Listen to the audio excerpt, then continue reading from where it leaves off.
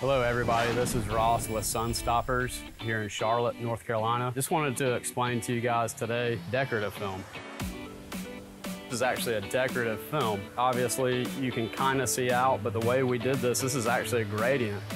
So the customer is able to, have privacy down below day and night, and then also it fades away to where they can actually see out a little bit. This is a gymnasium that we're doing. The biggest reason why they wanted privacy is because they don't want people to be able to see in at night, especially.